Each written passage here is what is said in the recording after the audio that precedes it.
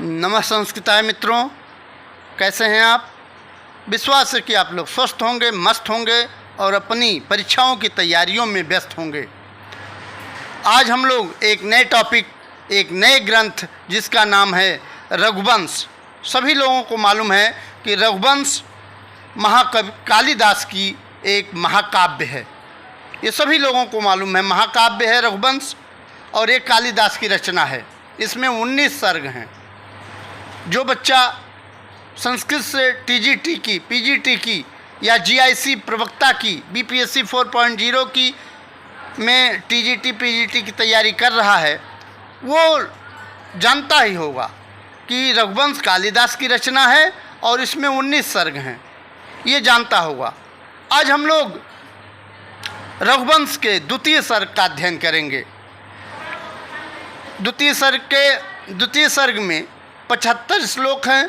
75 श्लोक को देखेंगे बारी बारी से अलग अलग वीडियोज में और अच्छे से उसमें आने वाले प्रश्नों के बारे में भी जानेंगे। तो आइए रघुवंश के मंगलाचरण के बारे में अध्ययन करते हैं।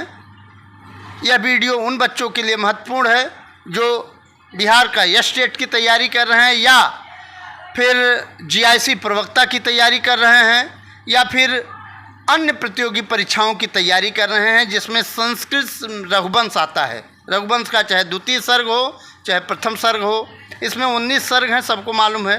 तो कहीं किसी परीक्षाओं में रघुवंश का प्रथम सर्ग पूछा जाता है, लेकिन मैक्सिमम परीक्षाओं में रघुवंश का द्वितीय सर्ग पूछा जाता है। तो आइए मंगलाचरण के बारे में देख लेते हैं। मंगलाचरण देखने के पहले बताना चाहेंगे रघुवंश के बारे में। रघुवंश द्वितीय सर्ग में चूँकि महाराजा दिलीप को पुत्र प्राप्ति नहीं हो रही थी, बहुत परेशान थे। कौन परेशान थे? महाराजा दिलीप और महारानी सुदक्षिणा को पुत्र प्राप्त नहीं हो रहे थे।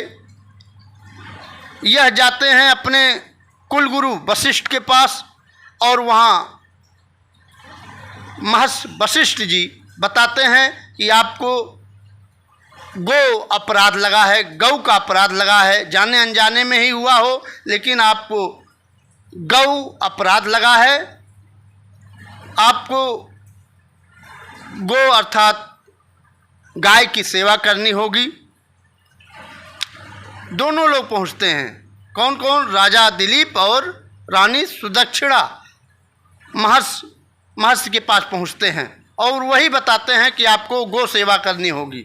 तो उसी के क्रम में रघुवंश उसी से संबंधित एक ग्रंथ है और इसमें सुदक्षिणा और महाराजा दिलीप के बारे में वर्णन किया गया है द्वितीय सर्ग में।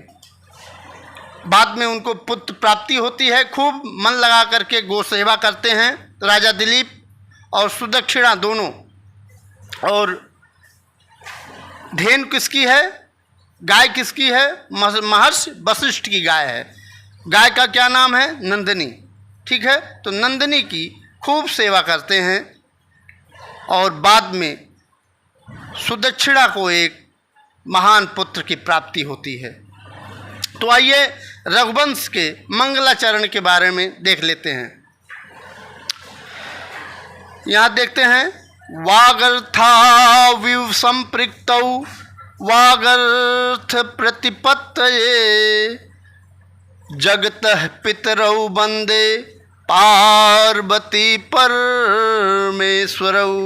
एक बार फिर से देखते हैं, वागर्था विव संपृक्तौ वागर्थ प्रतिपत्तये जगतः पितरौ वंदे पार्वती परमेश्वरौ। वागर्था विव, वाग अर्थ और इव। तो वाग मतलब वाणी और अर्थ, वाणी और अर्थ इव के समान। इव मतलब के समान या तरह।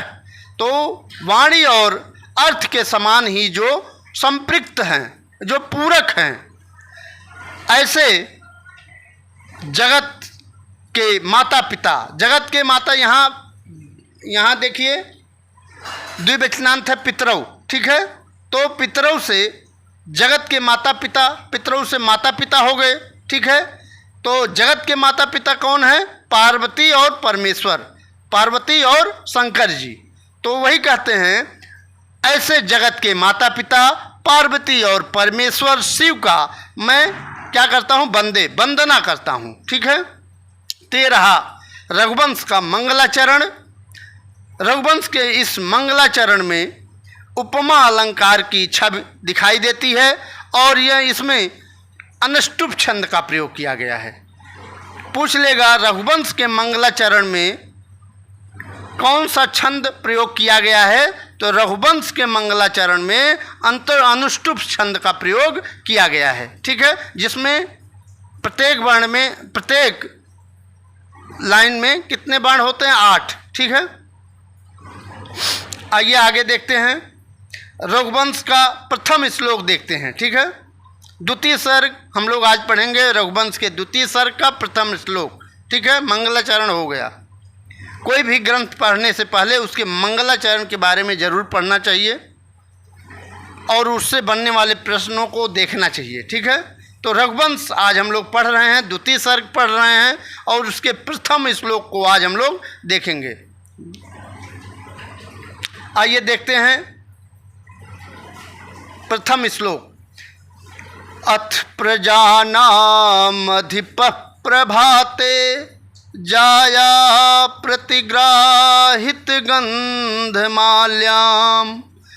बनाय पीत प्रतिबद्ध वत्साम यशोधनो धेनु मृषे मुमोच यशोधनो धेनु मृषे मुमोच अथ प्रजानामधिप प्रभाते जाया प्रतिग्राहित गंधमाल्याम बनाय प्रीत प्रतिबद्ध वत्साम यशोधनो धेनु मृषे मुमोच यशोधनो धेनु मृषे मुमोच। यहाँ इसके अर्थ के बारे में देखते हैं। एक मिनट, आइए इसके अर्थ के बारे में हम लोग देखते हैं। यहाँ देख रहे हैं आप लोग अथ, अथ मीन्स इसके बाद, अथ मीन्स इसके बाद, अर्थात जब रात्र व्यतीत हो जाती है, सुबह होती है, तो अथ मीन्स इसके बाद।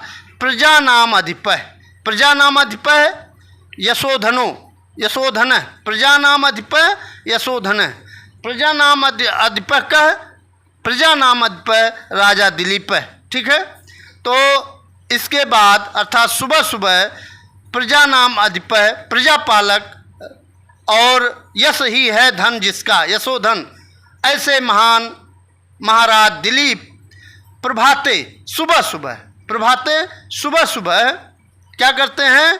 धेनु मृषे मिमोच। तो यहाँ धेनु और यहाँ में री है तो ऋषे हो जाएगा, क्या हो जाएगा? ऋषे, और मुमोज में छोड़ दिया। धेनु को यहाँ अर्थ में इसके बाद प्रजा नाम अधिपः और यशोधन, यशोधनो, प्रजा नाम अधिपः प्रजाओं के, अधिपः मीन्स राजा, अधिपः मीन्स राजा, और यश ही है धन जिसका, ऐसे महाराज दिलीप धेनु को मुमोच छोड़ देते हैं। धेनु को क्या करते हैं? खोल देते हैं या छोड़ देते हैं, ठीक है। और वह धेनु किसकी है? ऋषि वशिष्ठ की धेनु को छोड़ देते हैं। तो या इस तरह से भी आप कह सकते हैं अथ प्रजा नाम अधिपः प्रभाते ऋषे धेनु मुमोच, ऋषे धेनु मुमोच, ठीक है। तो अथ में इसके बाद प्रजा नाम अधिपः, प्रजा नाम षष्ठी का बहुवचन है, प्रजा नाम अधिपः, तो प्रजा नाम प्रजाओं के अधिपः में राजा, प्रजाओं के राजा, और यश ही है धन जिसका, ऐसे राजा दिलीप प्रभाते सुबह सुबह महर्षि वशिष्ठ की गाय को मुमोच में छोड़ देते हैं। ठीक है, इतना समझ में आया। कहाँ छोड़ते हैं, कहाँ जाने के लिए छोड़ते हैं? तो यहाँ दिया है बनाए, वन में जाने के लिए। वन में भाई अगर छोड़ा जाएगा गाय को तो कहाँ जाएगी? तो वन में जाएगी, चरने के लिए जाएगी। तो बनाए, वन के लिए छोड़ देते हैं। और उसके पहले क्या होता है, जब सुबह सुबह होता है तो हम लोग किस में लग जाते हैं? पूजा पाठ में लग जाते हैं।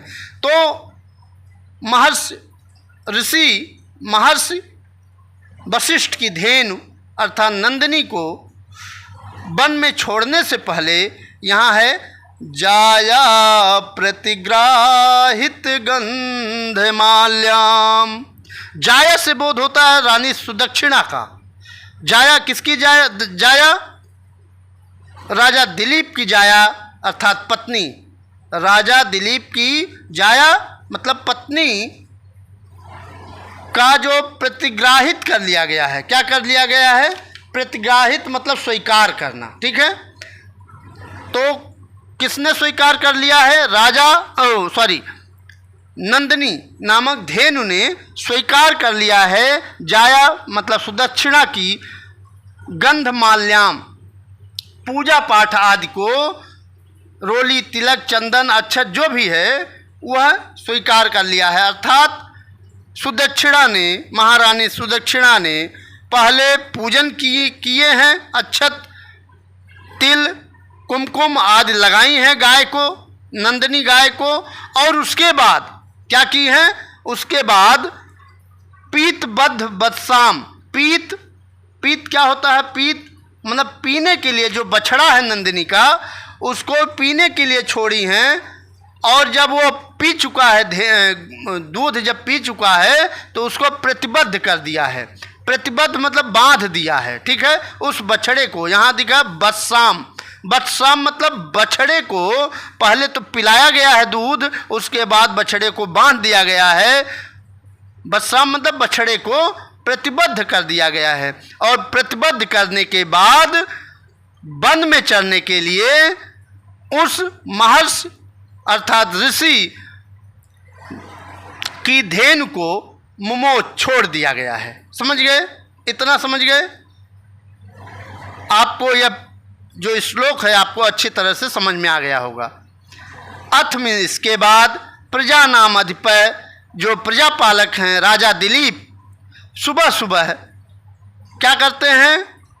वन के लिए वशिष्ठ ऋषि की गाय को छोड़ देते हैं। क्यों छोड़ देते हैं? चरने के लिए, क्योंकि उनको गो अपराध लगा था। तो वशिष्ठ जी यही बताए थे कि आप गाय की ही सेवा करेंगे तभी इस अपराध से मुक्त होंगे। ठीक है, तो यही वो गाय की सेवा करने में लगे हुए हैं। और इसी के बारे में बताया गया है कि अथ इसके बाद प्रजा नाम अधिपय। अधिपय मीन्स होता है राजा। ठीक है, तो प्रजाओं के राजा या प्रजापालक राजा दिलीप। और राजा दिलीप कैसे हैं? यशोधन अर्थात यश ही है धन जिसका। ठीक है, यश ही है धन जिसका। ऐसे राजा दिलीप सुबह सुबह अपनी पत्नी से जाया मतलब पत्नी से पूजा पाठ आदि, यहाँ लिखा है प्रतिग्राहित गंधमाल्याम, तो प्रतिग्राहित कर लिया है किसने? नंदिनी गाय ने। उनको उनकी पूजा आदि को, उनकी पत्नी की पूजा आदि को स्वीकार कर लिया है। जो गंधमाला आदि की जो भी पूजा सामग्री थी उसको क्या कर लिया है? स्वीकार कर लिया है। ठीक है, और उसके बाद पीत पिला दिया गया है, मतलब बछड़े को, यहाँ बत्साम लिखा है। ठीक है, तो बछड़े को छोड़ करके, क्योंकि नंदिनी गाय को वो चराने जाएंगे तो 2-4 घंटा तो लगेगा ही, तब तक बछड़ा क्या होगा? चिल्लाने लगेगा।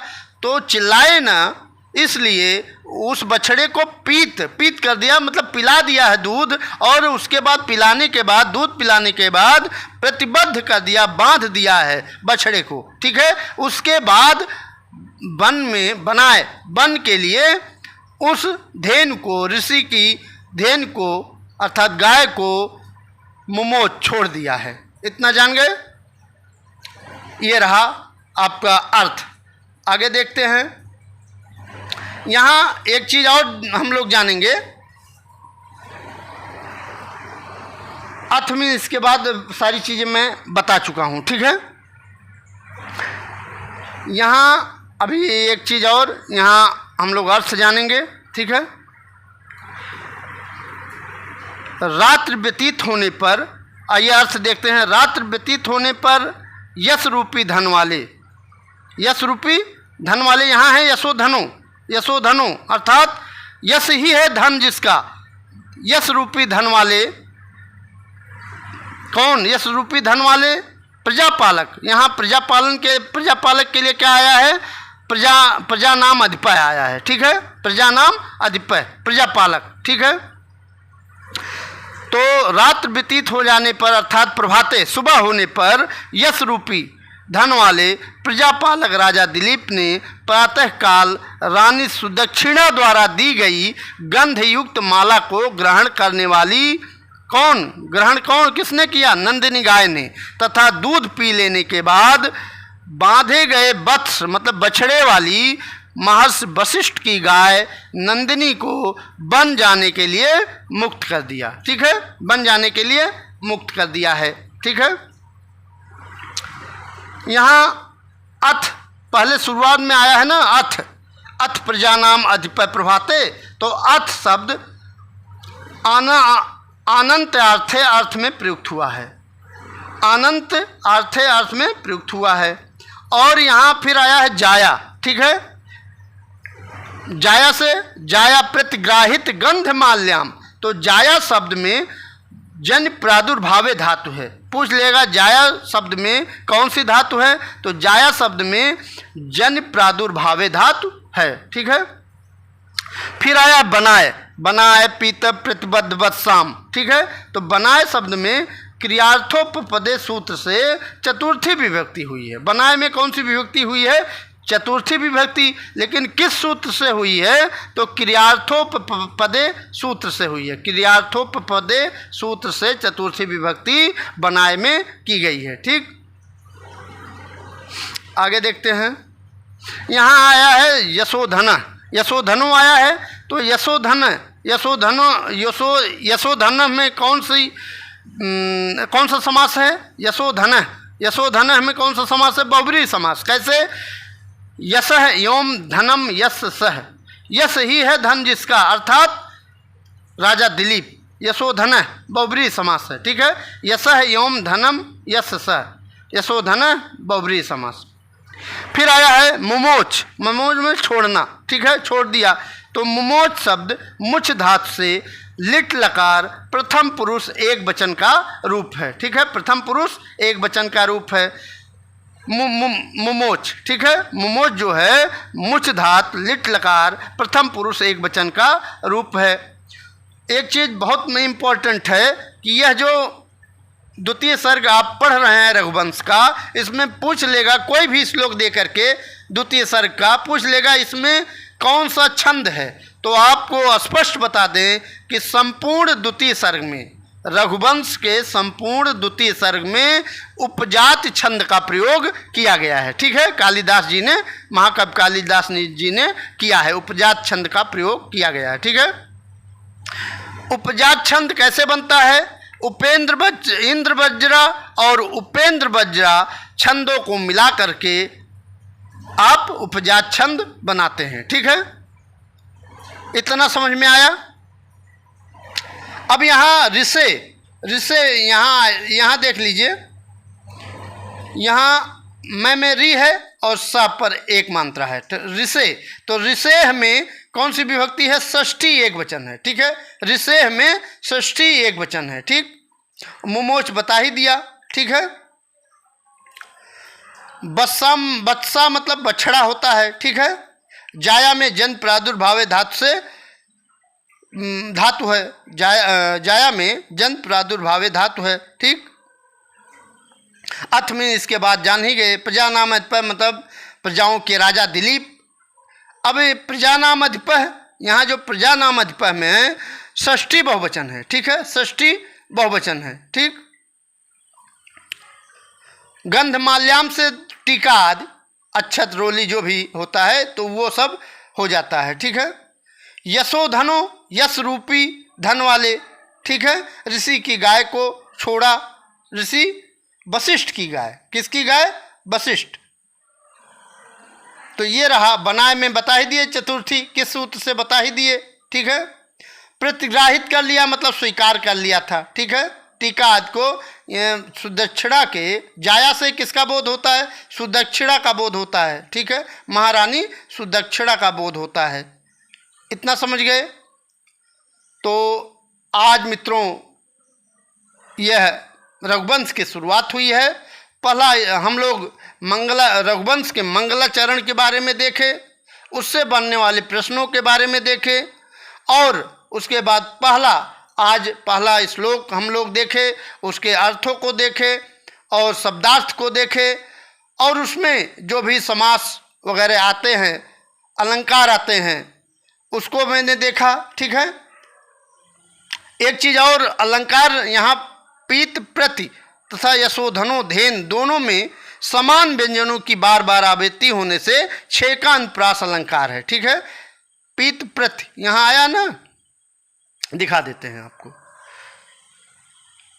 यहाँ देखिए, पीत प्रति और पीत प्रति के बाद यशोधनो, ठीक है, यशोधनो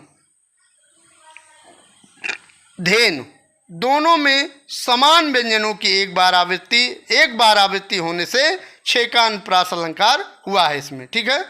और संपूर्ण मैंने पहले बता चुका हूँ कि संपूर्ण